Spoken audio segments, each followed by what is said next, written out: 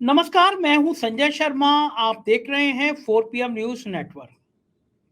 कभी कल्पना करिए, आप किसान हैं, बड़े मन से कोई फसल तैयार करते हैं, पानी लगाते हैं, खाद लगाते हैं, फसल तैयार होती है, लेकिन अचानक से काटने वाला कोई और आ जाता है, फसल को कोई और ले जाता है।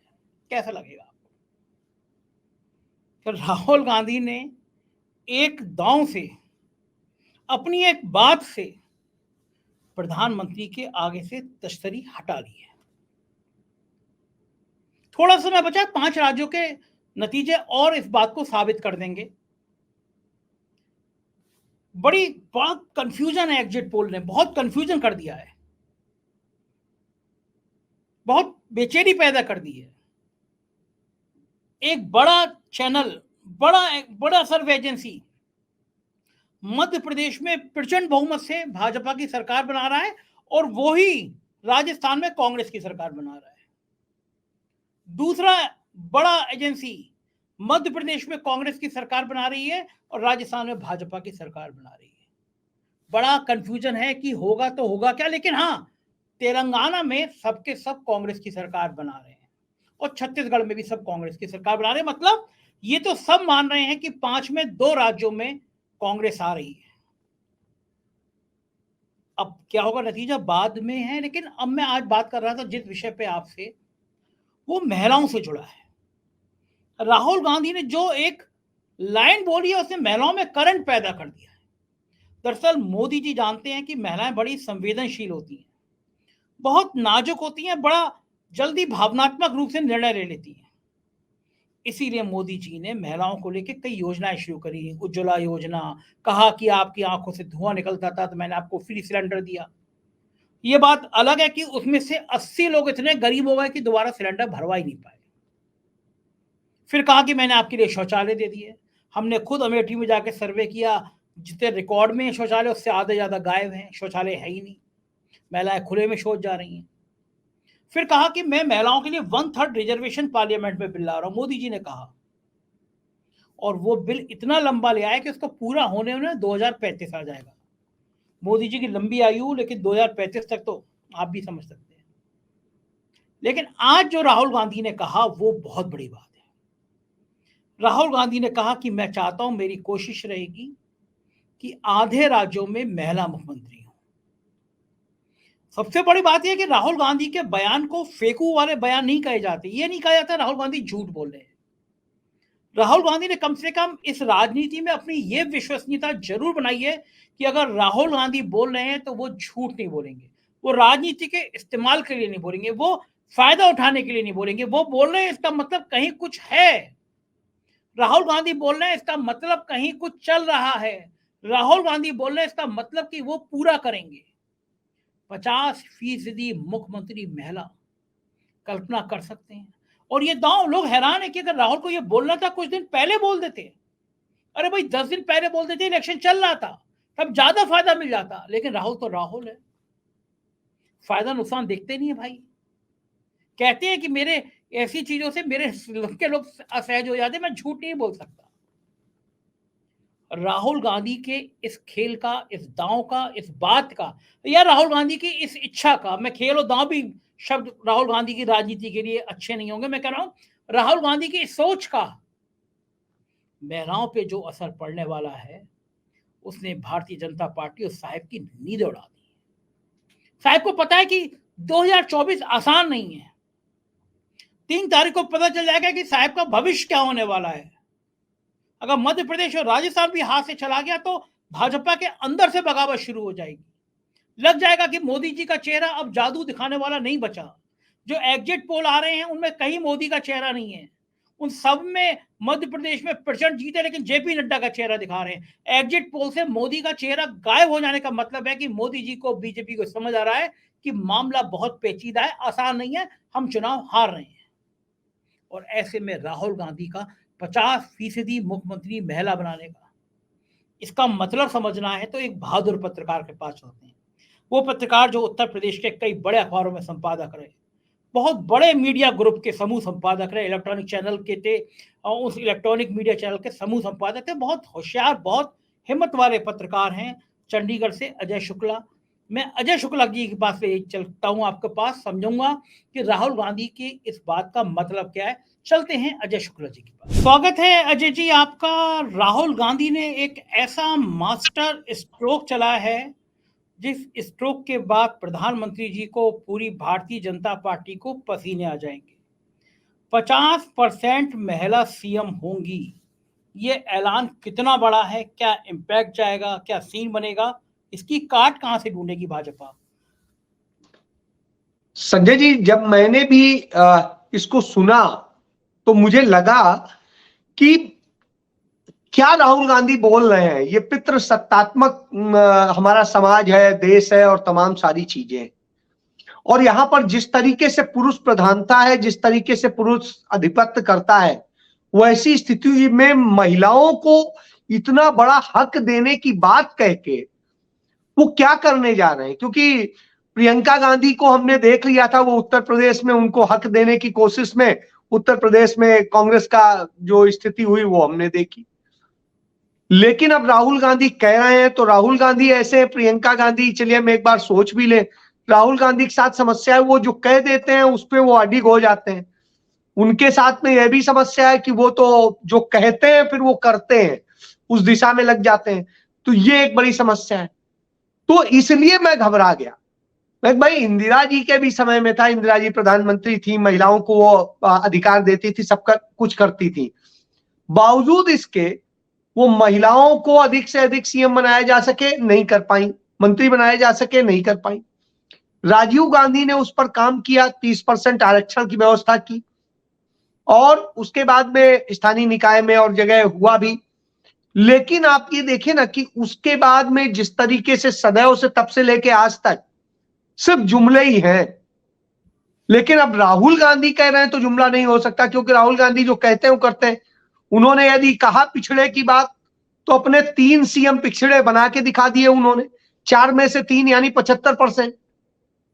तो ये राहुल गांधी की खूबी भी है। और राहुल गांधी ने वहीं एक और कार्यक्रम था, उस कार्यक्रम में उन्होंने कहा कि मैं साहित्यकारों की और उनकी बड़ा लेखकों की सम्मान करता हूं क्योंकि वो सच लिखते हैं और करते थे, जैसा उन्होंने वहां पर जिक्र किया।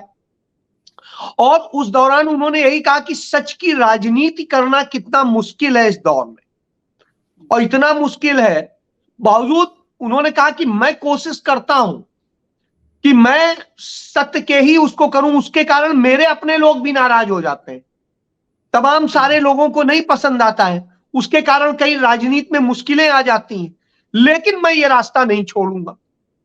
अब आप ये समझिए, मुझे भी एक बात याद आती है, 2017 की है, यूपी का चुनाव चल रहा था।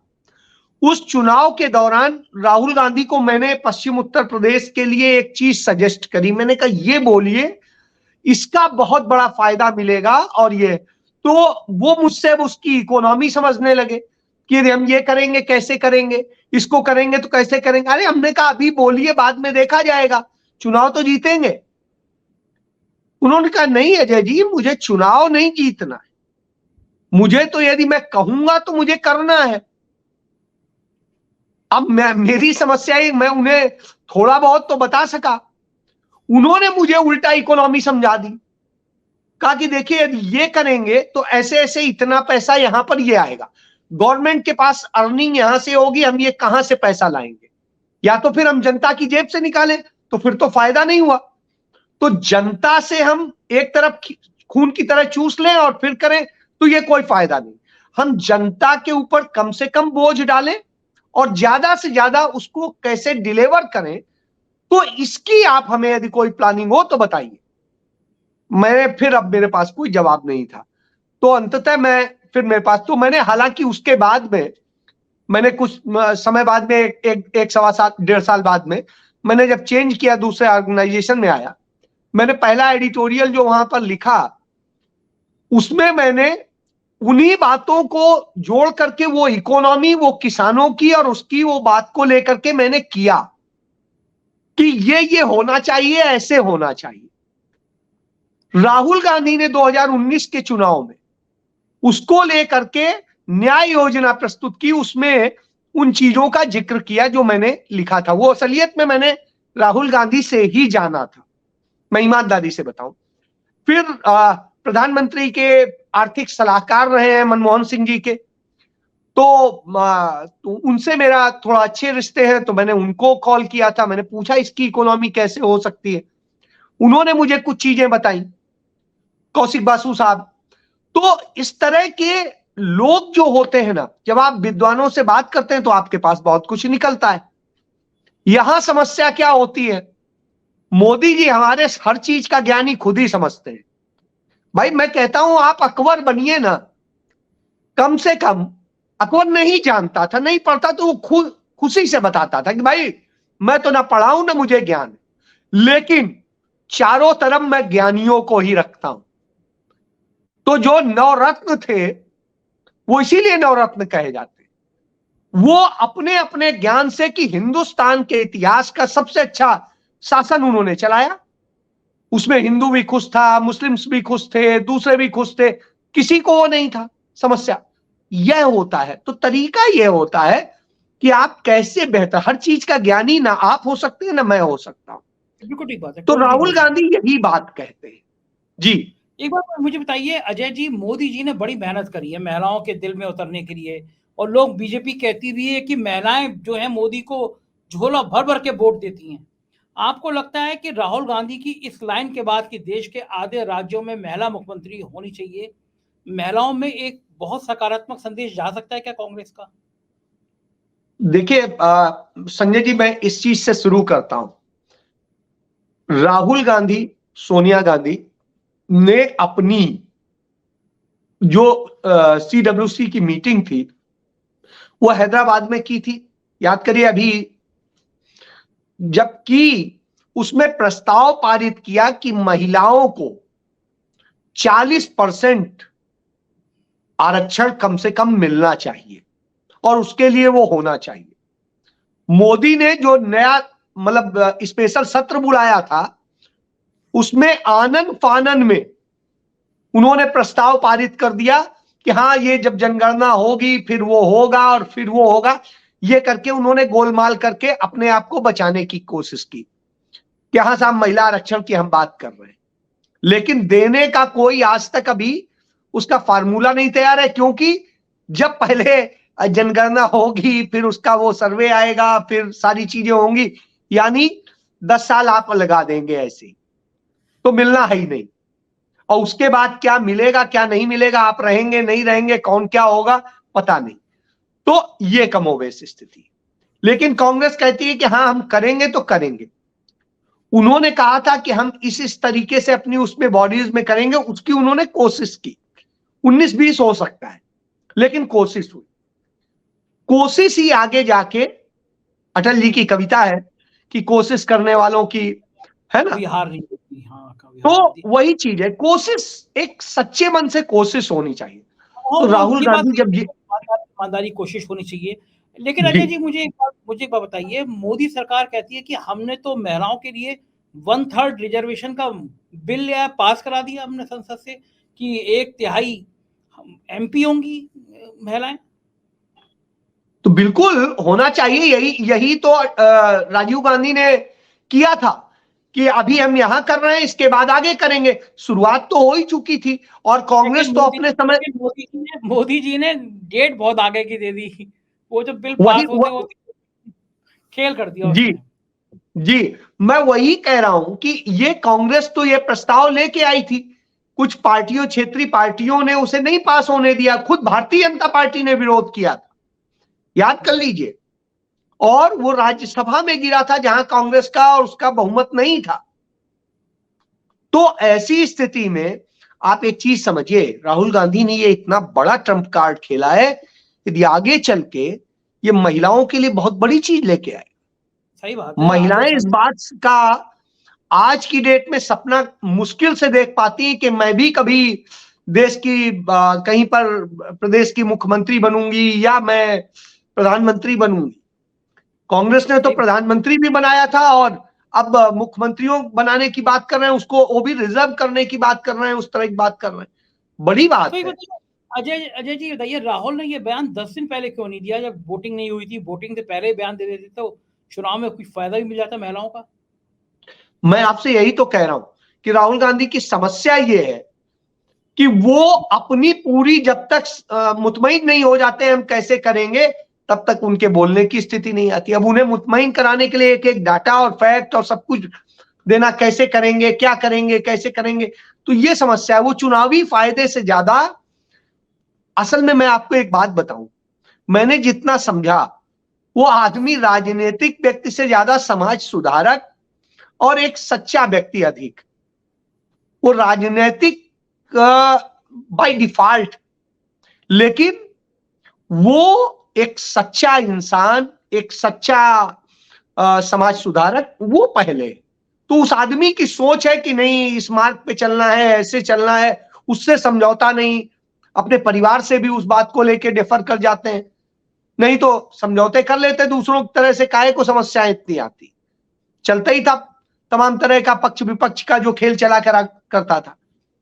तो वो जो मिक्सचर खेल है कि हाँ दो हमें कह लो, दो हम कह लें, बस काम खत्म। जैसे ओवैसी का खेल चलता है कि हाँ साहब, उसको वो बोलेगा, उसका फायदा वो अपनी कम्युनिटी में उठाएगा, आप उसका फायदा अपनी कम्युनिटी में उठाना, बस ये नफरत का माहौल बन जाएगा। तभी राहुल लेकिन गांधी कहते हैं नफरत है ही क्यों। मैंने तो अपने 20 साल के, बहुत बड़ी बात कही संजय जी, उनका मैंने अपने 20 साल के राजनीतिक करियर में सिर्फ एक काम किया, मोहब्बत की दुकान खोल रहा हूं और वो खोलता रहूंगा तब तक जब तक ये नफरत खत्म नहीं होगी, क्योंकि ये हिंदुस्तान मोहब्बत का हिंदुस्तान रहा है, ये नफरत का हिंदुस्तान नहीं रहा। जी बहुत अच्छी बात है। अजय जी, आपने ओवैसी का जिक्र किया। एक राज्य है तेलंगाना, उस राज्य में सारे सर्वे, सारे एग्जिट पोल बता रहे हैं कि वहाँ कांग्रेस की सरकार बन रही है। आप किसको क्रेडिट देंगे कि तेलंगाना में इतना आमूल चूल लहर आना, इतना परिवर्तन हो जाना, अगर सरकार बन रही है? कौन है इसके पीछे? क्या भारत जोड़ो यात्रा है, राहुल गांधी है, या क्या चीज है? कांग्रेस की लहर कैसे आ गई हो? संजय जी, मैं तो सिर्फ और सिर्फ उसमें सबसे बड़ा योगदान राहुल गांधी का देखता हूं। आप याद करिए, हम आप सब लोग कवर कर रहे थे, भारत जोड़ो यात्रा जब तेलंगाना पहुंची थी, उस वक्त जिस तरह से जन सैलाब उमड़ा था, और उससे बड़ी रैली उस समय कोई नहीं हुई थी। तो आप ये देखिए हैदराबाद में किस तरीके से चार मीनार का इलाका क्या पूरा घिर गया था, वो तस्वीर आज भी देखने वाली है। और वहीं से बदलाव की शुरुआत हुई। लोग परेशान थे, उन्हें विकल्प की तलाश थी। मैं आपको बताऊं एक और चीज, तेलंगाना में तमाम जिलों में कांग्रेस का संगठन नहीं है, लेकिन कांग्रेस स्ट्रांगली लड़ रही है। क्यों लड़ रही है? क्योंकि जनता लड़ रही है उसके लिए। और कांग्रेस का कभी भी कोई कोर वोट नहीं रहा है, किसी जाति का, किसी धर्म का, किसी और चीज का। तो कांग्रेस का वोट सिर्फ विचारधारा का रहा है, सत्य अहिंसा की विचारधारा, प्रेम की विचारधारा, सहकार की विचारधारा। उस विचारधारा ने को राहुल ने फिर से जो खत्म हो रही थी, उसे उन्होंने फिर जीवित किया। और भारत जोड़ो यात्रा के जरिए उन्होंने लोगों को समझा, लोगों की भावनाओं को समझा, और फिर आकर के तेलंगाना के आगे ही आकर के आते आते ये मोहब्बत की दुकान हो गई। आप देखिए ना, मोहब्बत की दुकान का जिक्र वहां तक नहीं था, उसी के बाद में मोहब्बत की दुकान का जिक्र आता है। तो ये एक बड़ी चीज है कि मोहब्बत की दुकान वहीं से निकली कि कैसे लोगों को असल में प्यार चाहिए, सहकार चाहिए। उन्हें नहीं ये चाहिए झूठी और चीजें नफरत फैला के वो बड़ा तंग होते हैं। एक समय के बाद लोगों की क्षमताएं नहीं होती हैं उतनी, और उस स्थिति में आदमी चाहता है कि यार सुकून से रहें, ये रहें। उस समय उन्हें राहुल गांधी की बातें सही लगती है। बिल्कुल ठीक है ना। मैं एक संजय जी एक चीज का जिक्र करूं। एक पत्रकार ने कहीं ट्वीट किया था, मैंने उसको पढ़ा और मैंने बड़ा उसको देखा। उन्होंने लिखा कि मैं बचपन में स्वामी विवेकानंद को आदर्श मानती थी, उसके बाद धीरे धीरे और लोगों को पढ़ा लिखा तो उन्हें भी अपना आदर्श माना, आते आते आते जब मैंने बहुत पढ़ लिया और मुझे लगा कि हां अब मैं विद्वान हूं, तब मेरे आदर्श पंडित जवाहरलाल नेहरू बने। क्योंकि नेहरू को मैं तब समझ पाई। उनको कम पढ़ा लिखा आदमी उस ढंग से नहीं समझ सकता है। नेहरू ने यदि कहा कि भारत माता कौन है और उसको समझाया, जिस बात को राहुल गांधी ने अभी राजस्थान में समझाया, सेम चीज रिपीट करी, तो वो चीज क्या कहती है? भारत माता इस देश का किसान है, इस देश का मजदूर है, इस देश का नागरिक है। सिर्फ पहाड़, नदियां, सीमाएं, ये भारत माता नहीं हो सकती। बिल्कुल ठीक बात है। भारत माता तो लोग होते हैं, चीजें होती हैं। अजय जी, आखिरी सवाल, आपको क्या लगता है 5 राज्यों के नतीजे क्या कहते हैं? उसकी सरकार कहां? संजय जी, मुझे तो जो लगता है 4 राज्यों में तो कांग्रेस की सरकार मुझे परफेक्ट लग रही है, उसमें मुझे कहीं कोई संशय नहीं लग रहा है। एक छत्तीसगढ़, एक मध्य प्रदेश, एक राजस्थान और एक तेलंगाना। और उसके बाद में मुझे जो मिजोरम में लग रहा है, वहां पर दोनों चीजें हो सकती हैं। एमएनएस भी सरकार बना सकती है, कांग्रेस भी बना सकती है। दोनों की बहुत अच्छी स्थिति है। हालांकि एमएनएस से जो नाराजगी है उसका फायदा कांग्रेस को मिलेगा, और कांग्रेस जो है अपने सहयोगियों के साथ सत्ता में आ सकती है या एमएनएस आ सकती है। लेकिन इतना जरूर सच है कि भारतीय जनता पार्टी वहां एक भी सीट नहीं पाने जा रही, एक सीट नहीं। बिल्कुल शुक्रिया अजय जी, आपने राजनीति की इतनी बातें विस्तार से समझाई, शुक्रिया, थैंक यू। तो ये थे अजय शुक्ला जी, और वो बहुत विस्तार से बता रहे थे कि राहुल गांधी के 50% महिलाओं को सीएम बनाने के बाद का मतलब क्या है, अर्थ क्या है, क्या होगा राजनीति में, मैं भी नहीं जानता, आप भी नहीं जानते, लेकिन हम अंदाजा लगा सकते हैं। आपको क्या लगता है? अपनी राय कमेंट बॉक्स में जरूर बताइएगा। चैनल को सब्सक्राइब करिएगा, ज्वाइन करिएगा, साथ बने रहिएगा। रिजल्ट वाले दिन सुबह 8 बजे से 4 PM जरूर देखिएगा, क्योंकि बहुत सच आपको यहीं मिलेगा। शुक्रिया, थैंक यू।